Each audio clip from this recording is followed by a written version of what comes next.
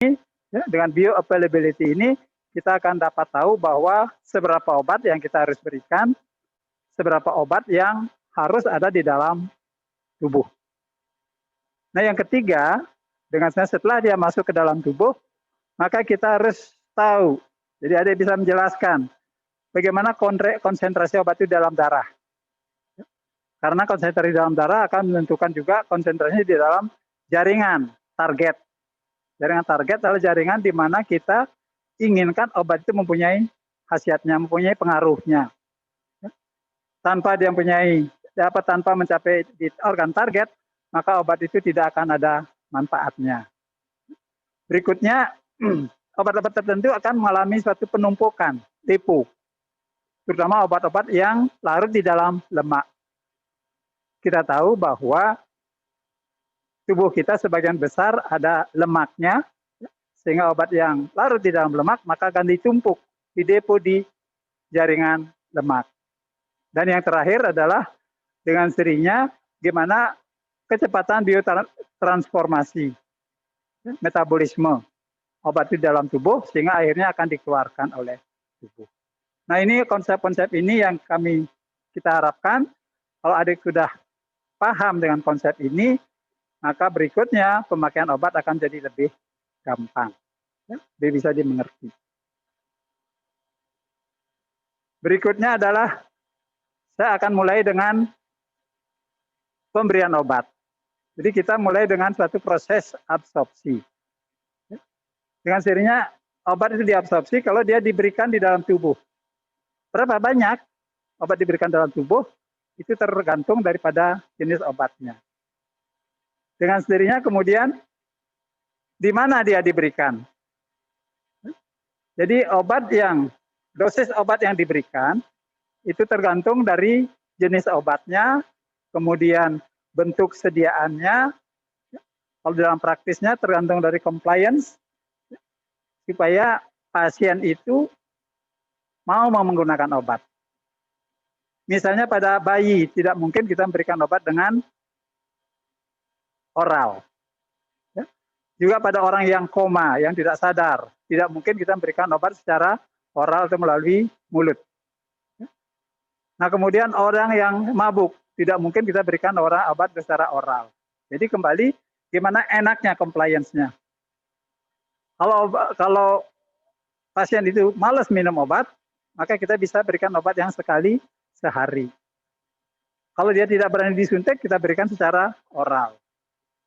Kalau infeksinya di kulit, kita jangan berikan per oral, lebih baik diberikan secara topikal langsung pada kulit. Ya. Nah itu kemudian pemberian obat, dimanapun obat itu diberikan, dengan cara apapun, apa lewat mulut, apa lewat anus, apa injeksi, apa dengan dia kulit, apa dihirup, itu semuanya akan mengalami absorpsi. Di mana dia absorpsi, di mana dia diberikan. Dengan sendirinya kalau lewat mulut, absorpsinya di mana? Kalau obat diberikan lewat mulut, di mana dia absorpsi, Dek? Ada yang jawab? Paling gampang kalau mulut, terus di absorpsinya di mana? Di usus ya. Ya, mulai masuk ke lambung, akan masuk ke usus, itu semua akan mengalami absorpsi. Kalau misalnya diberikan lewat kulit, di topikal lewat kulit, apakah mengalami absorpsi enggak? Saya minta yang 088, apa namanya ya? 088, siapa 088? Saya dokter. Ya. Kalau lewat misalnya obat itu diusapkan atau kita di kulit, apakah mulai absorpsi enggak? Kalau menurut saya masih absorpsi, dokter. Iya, pasti absorpsi. Kalau misalnya lewat pernafasan, mengalami absorpsi enggak? Siapa? Hal 1093. Udah bagus. Kalau lewat pernapasan itu menurut saya tidak absorpsi, Dok. Mengalami absorpsi enggak? Kalau obat diberikan lewat pernafasan.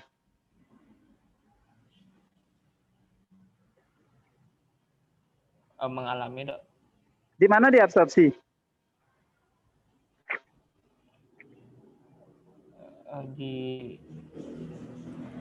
Di mungkin di alveolus, Dok.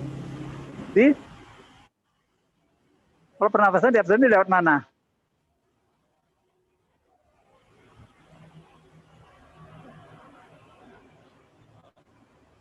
Pratama Putra 101. Ada Pratama Putra? Ada, Dok. Ya. Di mana diabsorpsi? Kalau menurut saya, obat yang melalui pernapasan itu diabsorpsinya di alveolus atau paru-paru, Dok. Iya, pasti di paru-paru, mulai dari bronchiolus sampai ke alveoli, sehingga dengan demikian masuk ke dalam darah. Ya. Jadi dimanapun diberikan dalam tubuh, pasti akan mulai absorpsi, tergantung nanti kecepatan absorpsi. Kalau lewat kulit pasti akan lambat, kalau injeksi pasti akan cepat atau lambat kalau diinjeksi?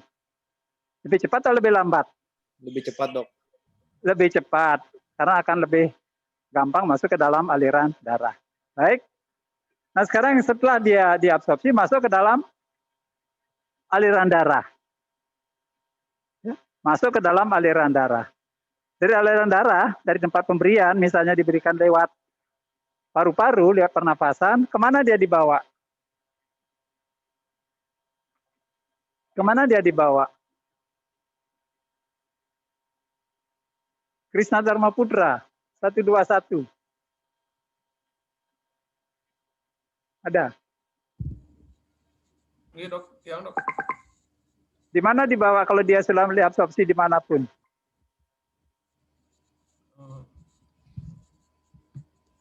Ada Dharma Putra? Yang, Dok, ada. Ya.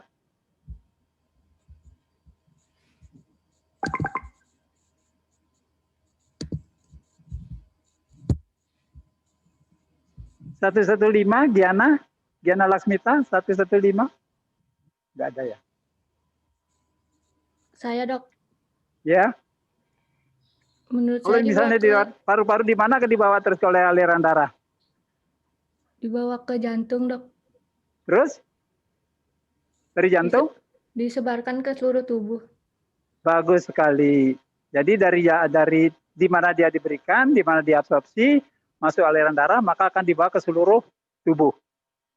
Ya. Karena apa? Karena dia dibawa oleh darah.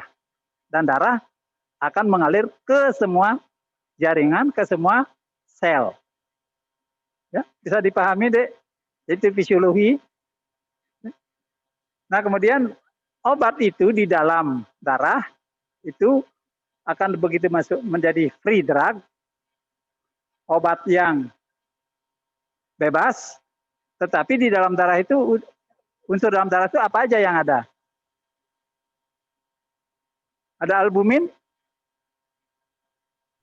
Interupsi, Dok, ada albumin plasma, Dok, yaitu tempat. Ya, albumin, globulin, kemudian elektrolit, ada kemudian sel darah merah, sel darah putih.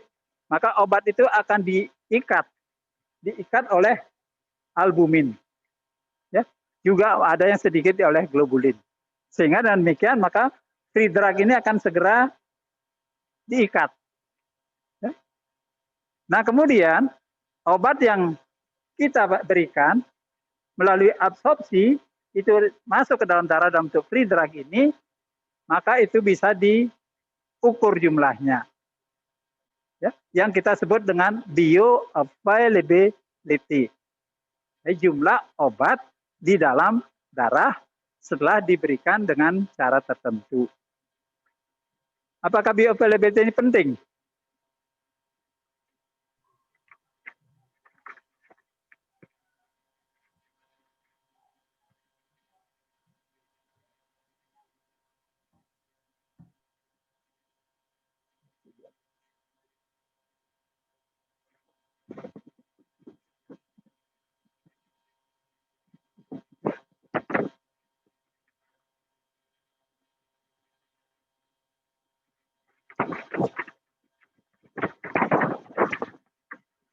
Kennedy Winartan, ada Kennedy? Ya, saya, Dok. Ya. bioavailability itu penting dikarenakan kalau ketersediaan itu kalau secara intravena maupun yang beda, kalau misalnya pemakaian obat itu berbeda-beda. Kalau intravena itu bisa ketersediaannya bisa 100%. Tapi kalau misalnya dalam rute pemberian lain itu bisa beda-beda. Jadi itu sangat penting sekali karena berbeda-beda dokter hasilnya. Mungkin Terima segitu. kasih Kennedy. Selamat ya. Bagus sekali, kamu sudah belajar yang baik. Jadi jumlah obat di dalam darah yang kita berikan, makin tinggi bioavailability-nya, berarti obat itu makin mudah diserap. Dengan demikian, maka dosisnya kita akan bisa ukur dengan baik. Paham adik-adik dengan bioavailability? Jadi pemberian lewat kulit, karena absorpsinya jelek atau kurang baik, maka bioavailability-nya akan rendah. Kalau diberikan intravena, seperti Kennedy tadi bilang, maka bioavailability-nya akan baik, malah 100%. Nah, kemudian untuk tahu bioavailability ini, obat yang kita berikan itu mengalami satu proses. Masih ingat adik-adik dengan biologi molekuler? Apakah setiap zat itu bisa masuk ke dalam sel? Jadi tidak setiap zat masuk ke dalam sel. Kalau dia larut di dalam lemak, maka bisa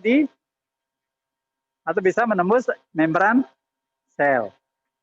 Kalau tidak larut dalam lemak, maka dia akan masuk ke dalam sel lewat reseptor. Ya. Jadi kalau dia dengan lewat reseptor akan lebih lambat daripada dia bisa menembus membran. Nah, kemudian kalau kita berikan obat itu lewat oral, ya, diserap oleh usus. Kemana saja dia lewatnya? Kita lihat di SMA Anda sudah diberikan fisiologi atau apa namanya? Makanan itu kalau diserap apa langsung ke dalam darah?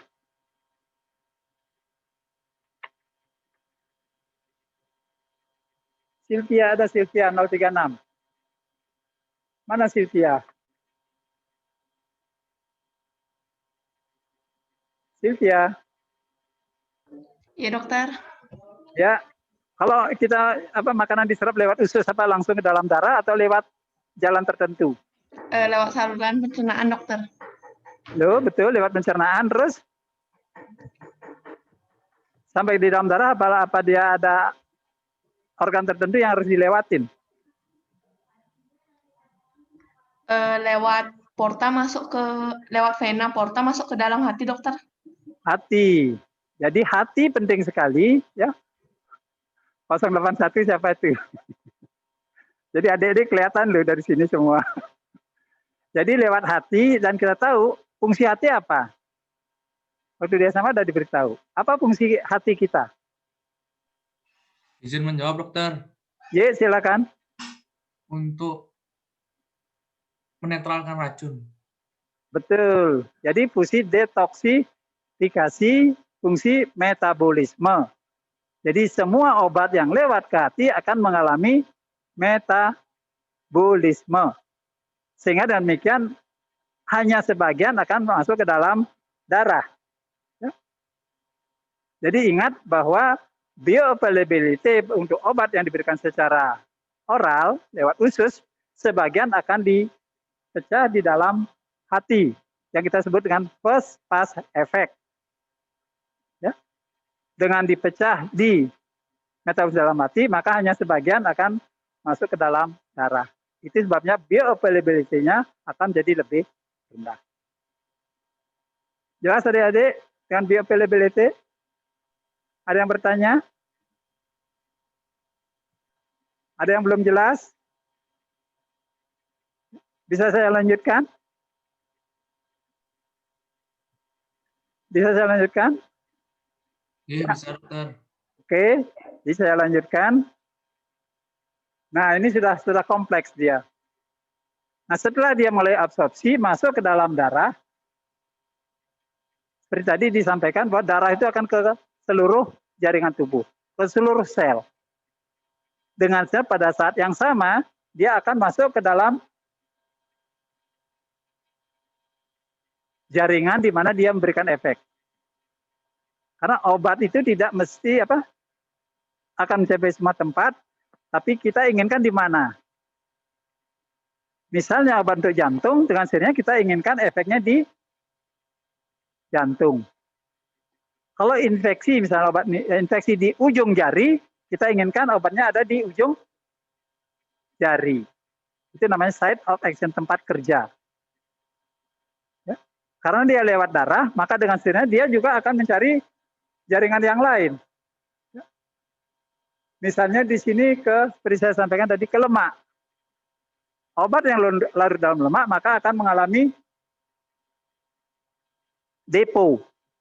Jadi tisu reservoir, depo di dalam lemak. Ya. Juga dalam waktu yang sama akan masuk seperti tadi ke tempat-tempat di mana dia dipecah, mengalami biotransformasi. Begitu keluar dari jantung, ada ke ginjal, di sana bisa terjadi biotransformasi, sebagian ke hati mengalami biotransformasi, kemudian sebagian ke paru-paru yang tidak ada bermanfaat, sebagian lagi ke tempat di mana kita inginkan. Sehingga dengan demikian tidak semua obat itu akan mencapai tempat yang kita inginkan. Nah, jadi dengan demikian kita lihat bahwa bioavailability tergantung dari absorpsinya, tergantung dari kecepatan absorpsi, tergantung dari eliminasi. Ya. Dan juga kita inginkan obat itu bahwa di tempat kerja. Di tempat kerja, dengan sendirinya kita harapkan dia masuk ke dalam sel. Masih ingat membran sel? Ya. Dengan sendirinya kalau obat itu larut di dalam lemak, maka dia akan menembus tanpa melalui reseptor.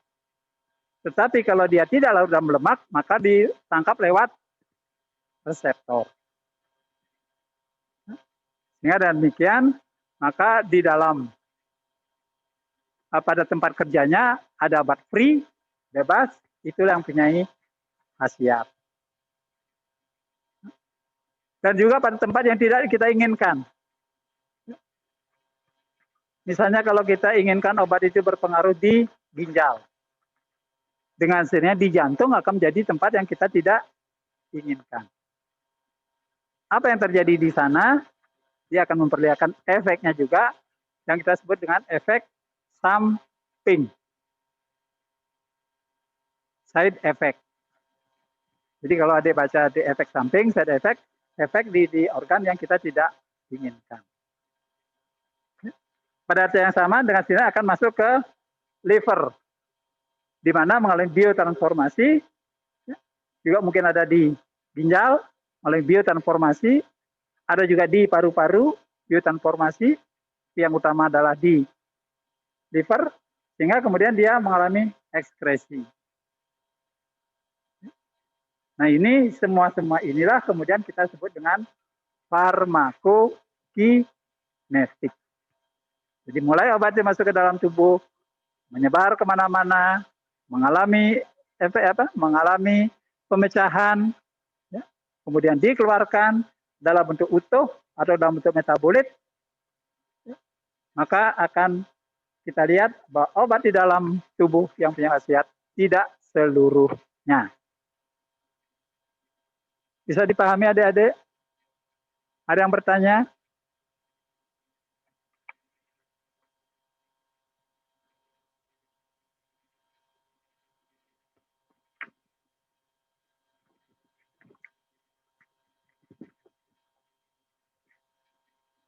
Satyawan Ramanata, itu Satyawan, bisa paham dek? Baik, bisa dokter. Ada pertanyaan mungkin? Tidak ada dokter. Bisa dipahami? Bisa dokter. Ya. Saya tanya yang lain. Izin bertanya dokter. Oh oke, silakan. Saya yang bertanya kalau misalnya saya bagus dok. Jadi yang ingin saya tanyakan itu kalau misalnya obat seperti obat MAH itu apakah dia mengalami metabolisme juga dok? Pasti. setiap obat yang masuk ke dalam tubuh, ya, satu pihak kita anggap obat, satu pihak dia adalah benda asing. Ya, kan dia dalam keadaan normal dia ada dalam tubuh. Pasti dia mengalami metabolisme, pasti mengalami absorpsi. Ya. Hanya saja obat mah itu kita inginkan tempat kerjanya di mana kita inginkan? Di lambung, Dok. Di lambung. Jadi berarti di luar lambung, dia akan jadi efek samping, ya. Misalnya di usus halus, misalnya di usus besar. Kalau dia mulai absorpsi, juga di liver. Ya. Tapi efek yang kita inginkan di lambung. Makanya kita lihat nanti kembali ke ini Putu, ke obat itu. Apa unsur obat itu? Ya. Jadi obat itu mencapai ke lambung, tidak seluruhnya berefek, sebagian akan diabsorpsi, ya.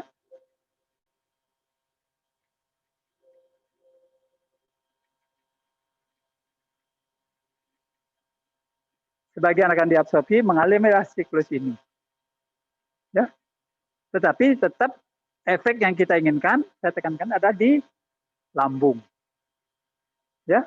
Bisa dipahami? Terima kasih, Dokter. Sudah paham. Ya.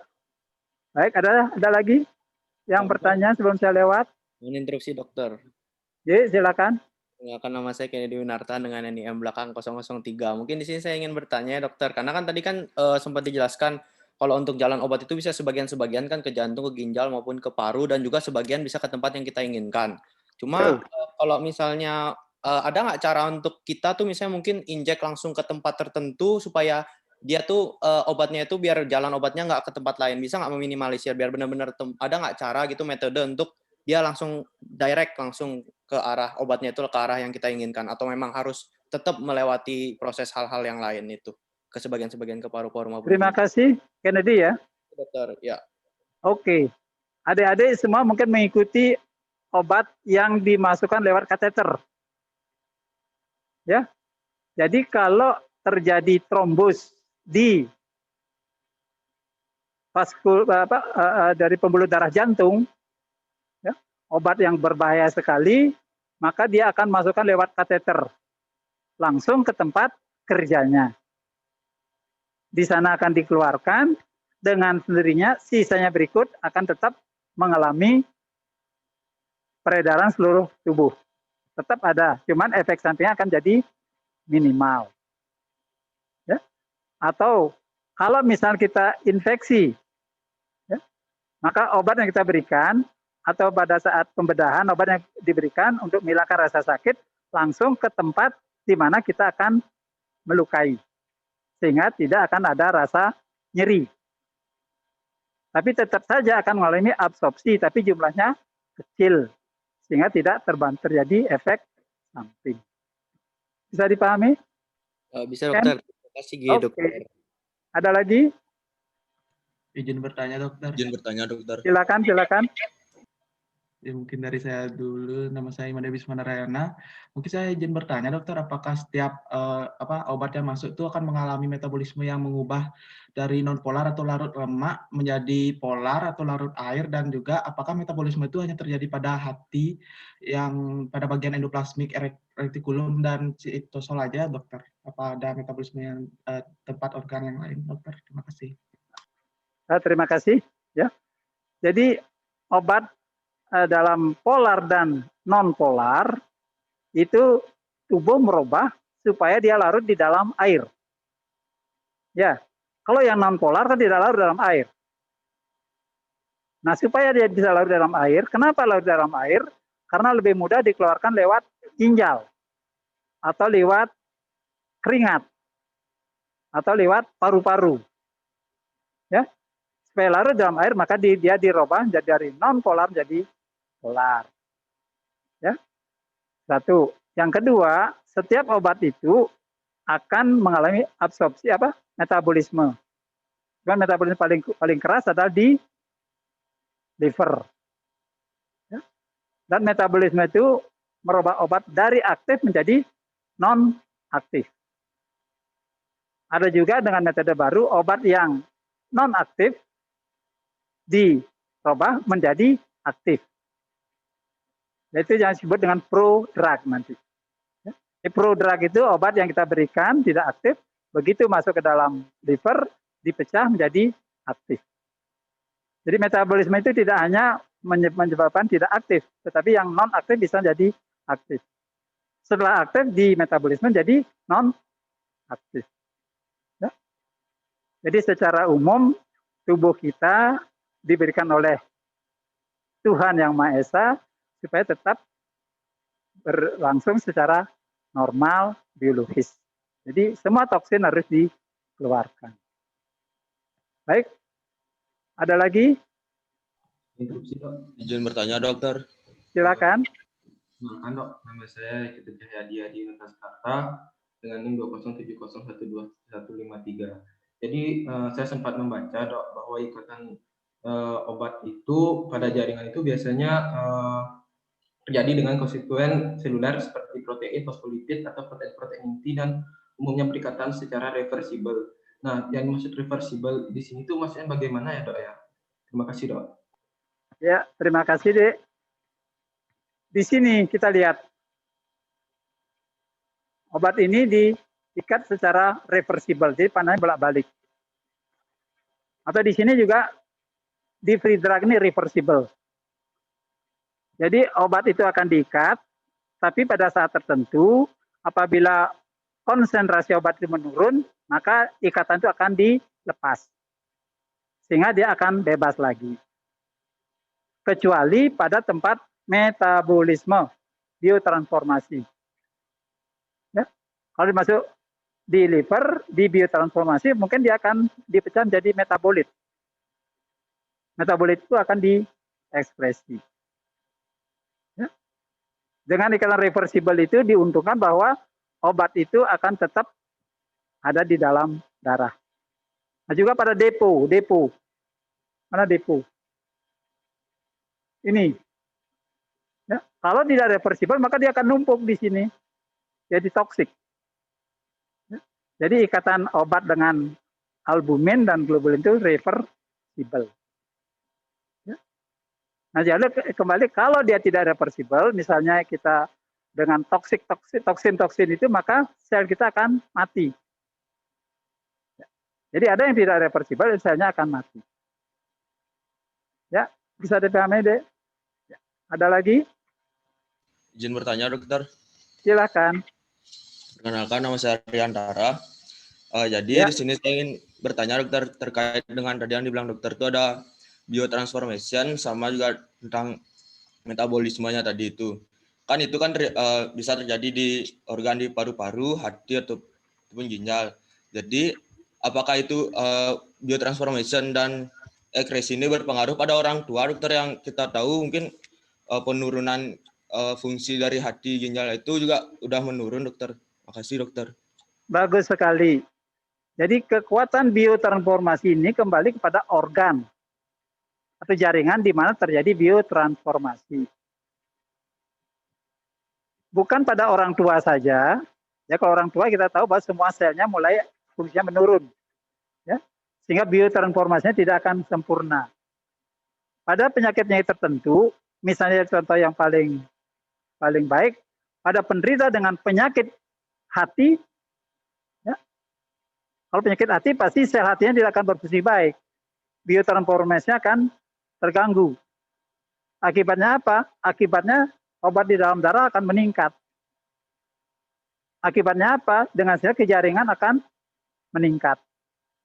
Akibatnya terjadilah sifat toksik. Ya. Jadi pada orang yang terganggu ke tempat biotransformasinya, maka dosis obat harus diturunkan. Dosisnya lebih rendah. Ya.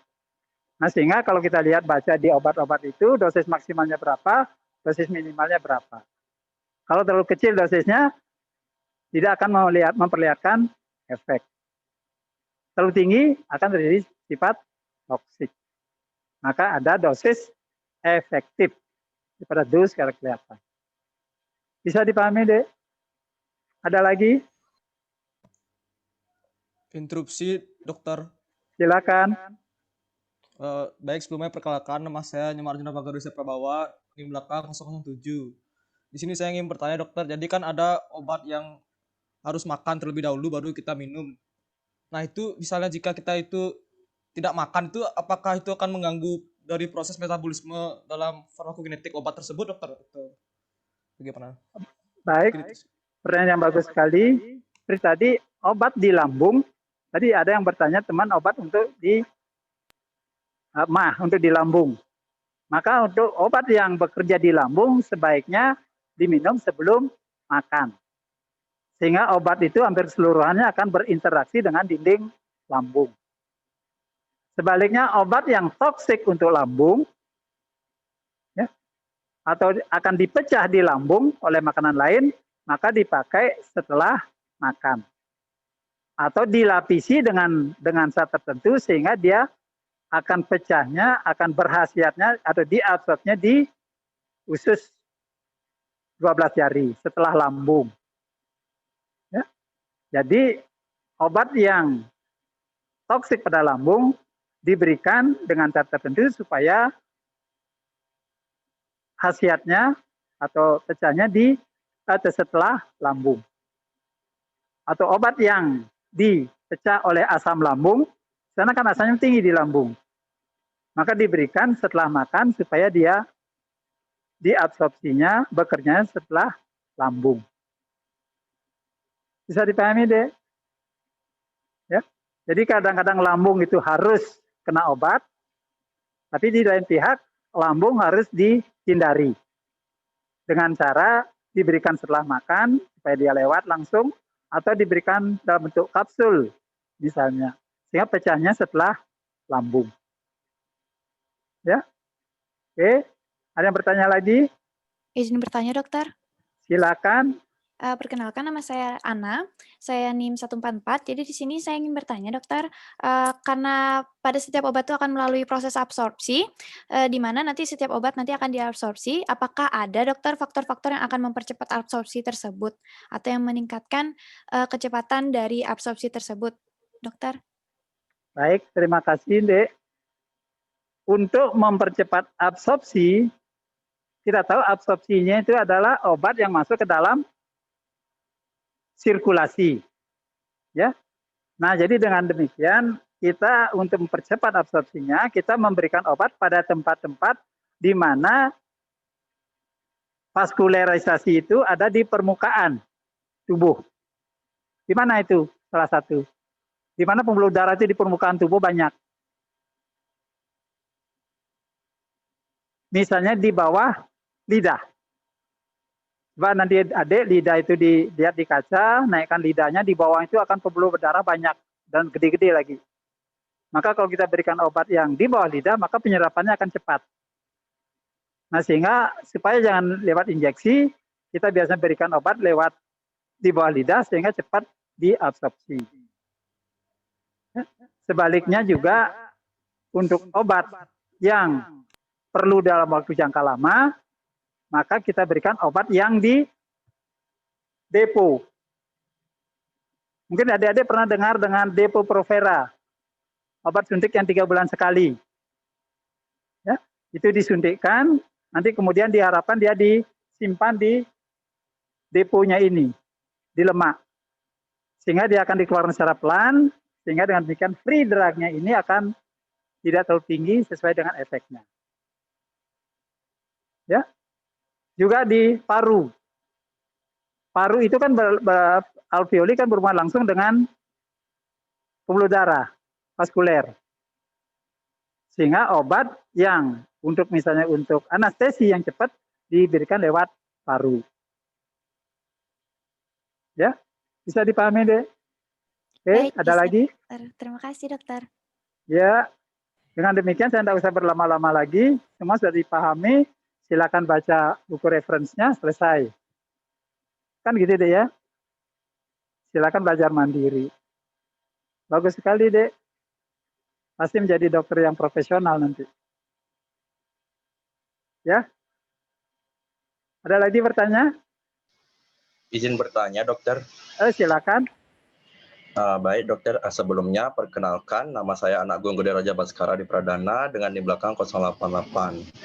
Nah, Dokter, jadi Oke. kan kita tahu ada yang namanya obat plasebo, yang dimana obat ini bentuknya seperti obat, tapi maksudnya tidak memiliki manfaat apa-apa. Nah, itu kenapa obat plasebo ini bisa menyembuhkan beberapa penyakit ya, mungkin seperti misalnya pada depresi itu kan kita kadang kalau ada yang depresi itu bisa dikasih obat plasebo. Nah, obat plasebonya ini bisa kayak menghilangkan depresi tersebut. Itu kenapa ya bisa berhubungan dengan pikiran gitu ya. Kenapa bisa pikiran itu bisa menghilangkan penyakit tersebut. Mungkin seperti itu. Terima kasih dokter. Terima kasih, Dik.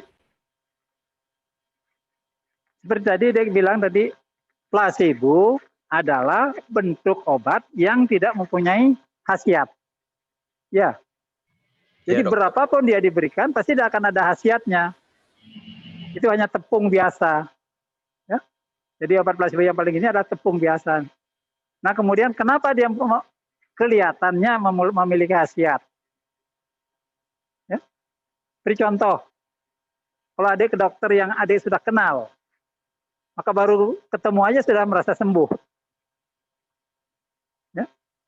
Jadi itu bukan obatnya yang berefek, tetapi pikiran dari pasien itu begitu dia percayanya dengan yang diberikan oleh dokter sudah merasa sembuh. Berarti sakitnya bukan di sakit organis, sakitnya di pikirannya. Stres itu kan bukan penyakit organis. Ya. Jadi kalau adik-adik mempunyai masalah, bisa menyelesaikan dengan baik, maka dikasih placebo akan sembuh, dikasih air pun akan sembuh. Ya. Jadi artinya bahwa placebo tidak menyembuhkan, tetapi memberikan sugesti supaya pasien itu bisa tenang, bisa sembuh. Bisa dimengerti, Dek? Ya? Ya, sudah bisa dimengerti dokter. Terima kasih. Ya, ada lagi? Jadi saya senang sekali bahwa dengan cara sekarang kita bisa berhadapan, adik-adik bisa langsung bertanya, tidak ada lagi masalah di sendiri-sendiri, baca di reference, itu sudah bisa dipahami. Tolong nanti baca reference, mana yang penting, bila perlu bikin skema, bikin dengan mind, ada yang sudah pakai mind map. Sudah bisa memakai mind map. Ya. Saya diajarkan oleh teman saya di program komputer itu ada mind. Jadi tinggal klik, kalau misalnya dikasihkan anaknya, dikasih sibling dan selanjutnya dituliskan di sana, maka alur pengertian kita akan berlangsung dengan baik. Saat ujian hanya tinggal melihat mind, tidak usah membaca lagi. Itulah seorang dokter. Ya. Jadi ada pertanyaan, kenapa dokternya bisa menghafal 1000 macam obat? Ya. Sebenarnya bukan 1000 macam obat, tetapi dia akan menghafalkan obat untuk panas apa? Paracetamol. Mereknya apa? Jadi mereknya yang banyak. Jadi obatnya cuma paracetamol saja. Ya. Jadi sama aja dengan belajar sekarang. Ya. Oke. Ada pertanyaan lagi? Izin dok, saya ingin bertanya dok. Ya. Tadi kan sempat dibilang kalau setiap obat itu akan melewati absorpsi. Contohnya misalkan pemberian obat secara oral, di mana dia nanti kan melewati absorpsi di lambung, kemudian di usus juga diabsorpsi, kemudian mengalami metabolisme di hati. Dan itu akan mempengaruhi bioavailability dari obat tersebut. Bagaimana dengan pemberian obat secara intravena, di mana intravena itu kan 100% dia dok, apakah dia juga melewati absorpsi dan juga metabolisme dok ya? Ya, jadi pemberian obat yang di luar pencernaan, Dek, maksudnya? Ya. Ya, pemberian secara intravena kayak langsung ke venanya, ke peredaran darah sistemiknya dok. Ya, jadi misalnya obat itu diberikan secara langsung ke dalam vena, atau malah obat ke arteri. Maka berarti obat itu langsung masuk ke dalam sirkulasi. Ya. Nah, dalam sirkulasi, kemana sirkulasi itu mengarah? Pasti ke semua jaringan di seluruh tubuh. Ya. Sebagian pasti masuk ke alat-alat atau jaringan untuk biotransformasi. Namun pasti lebih banyak obat itu di dalam darah. Ya. Nah, sehingga obat yang mengalami absorpsi atau mengalami biotransformasi di hati, maka dihindari memberikan secara oral. Sehingga tidak akan lewat hati. Sehingga tidak terjadi first pass effect. Bisa diberikan secara injeksi, intramuskuler, atau kalau ingin langsung, maka langsung ke dalam darah. Infus misalnya. Ya, kita berikan secara langsung ke dalam sirkulasi. Tujuannya apa? Supaya langsung punya efek. Ya. Bisa dipahami, Dek? Jadi setiap obat yang diberikan ke dalam tubuh pasti akan melalui semua organ. Tinggal sekarang gimana kecepatannya yang diinginkan, yang kita sebut dengan bioavailability. Kembali, kalau ingin obat 100% kalau masuk ke dalam darah, maka dia dimasukkan ke secara intravena. Ya, risikonya berarti semua obat itu akan mempunyai khasiat. Kalau dia toksik, berarti cepat menimbulkan efek toksik. Ya, bisa dipahami? Bisa lihat loh semua wajah-wajahnya. Ya. 137 kelihatan. Jadi kita bisa berdiskusi dengan langsung. Saya tanya deh sekarang, kalau misalnya dengan cara begini gimana kuliahnya? Apakah lebih bisa dipahami? Apa ada lebih disenangi? Atau daripada pakai video biasa?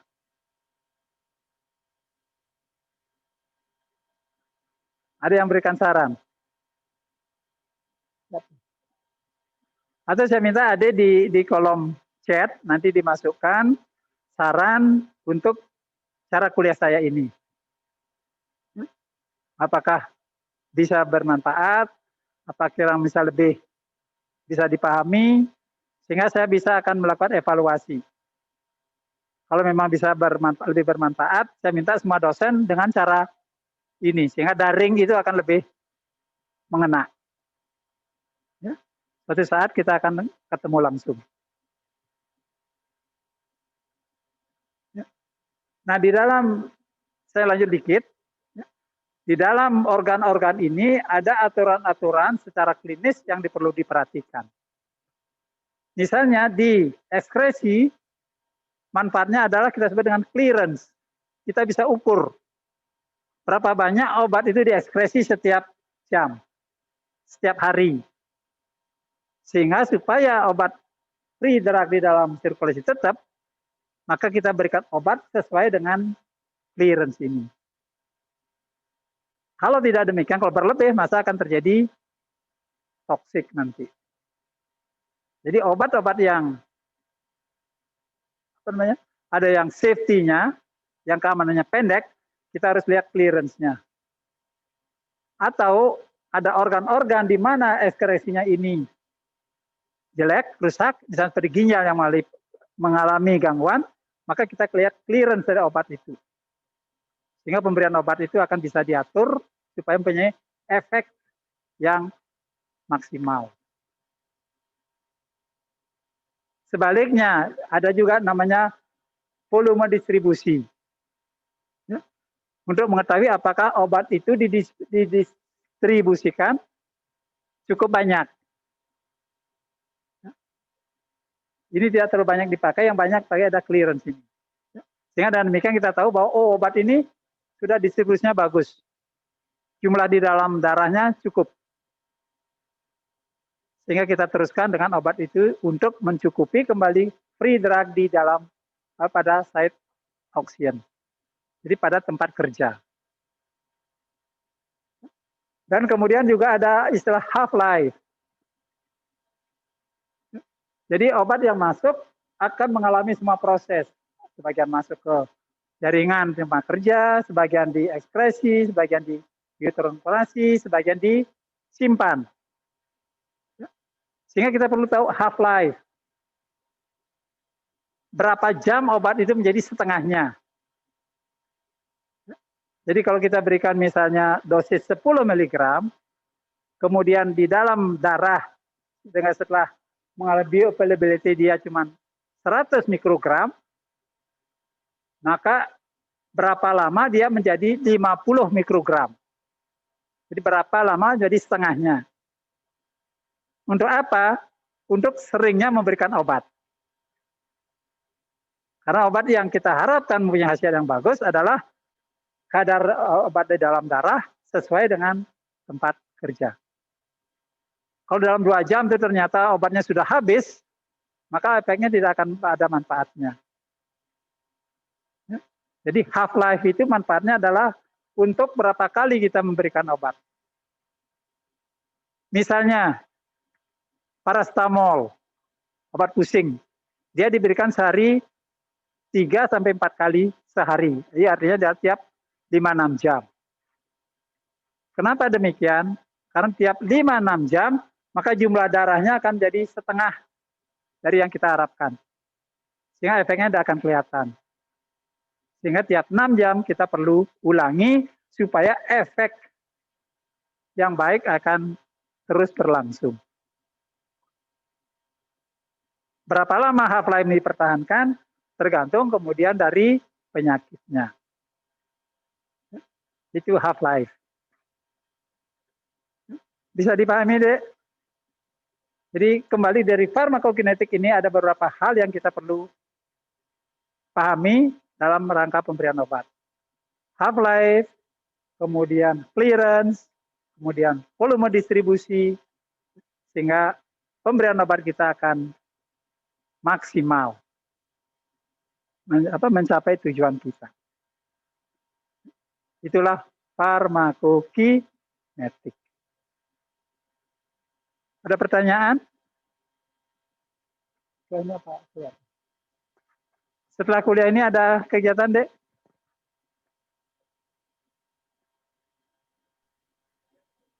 Ada pertanyaan lagi? Saya kira secara umum saya jelaskan farmakokinetik. Tolong baca lagi di buku referensinya. Mudah-mudahan lebih dipahami. Bikin mind map. Sehingga berikutnya atau pada saat kita menggunakan obat sudah tidak ada salah paham. Atau secara umum bilang gagal paham. Ya.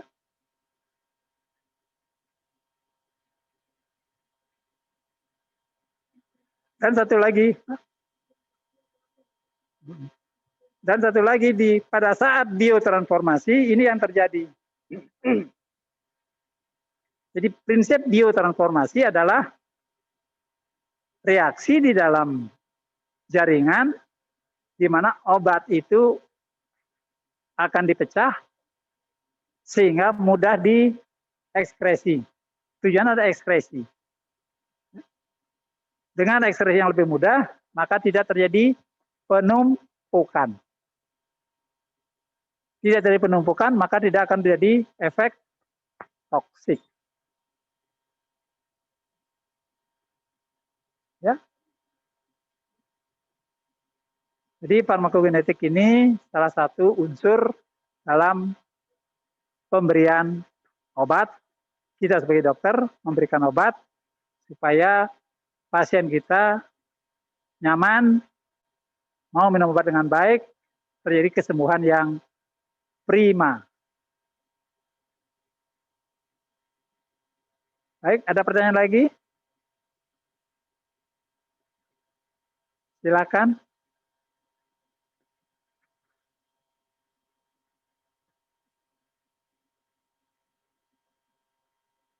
Jadi dengan cara ini saya lihat mimik Anda ini semua saya lihat. Jadi Kennedy itu rambutnya kayak Jepang ya. 075 saya lihat giginya putih-putih. Jadi dengan cara ini saya memulai cara ini, kita bisa berhadapan langsung. Adik bisa melihat saya juga melihat adik-adik. Seperti tadi kita bisa diskusi langsung. Saya kira itu dari saya, adik-adik. Ya. Kalau ada masalah, silakan chat saya. Mungkin HP saya ada di buku panduan blog, bisa lewat WA. Kalau lagi aman-aman bisa langsung ke fakultas ketemu saya. Saya mohon dengan hormat silakan komentar Anda untuk cara kuliah ini. Kalau dianggap bermanfaat, saya akan minta semua dosen kuliah dengan cara ini. Kita punya fasilitas, kita manfaatkan dengan maksimal. Ya, baik. Itu 089 itu pusing ya, goyang-goyang kepalanya.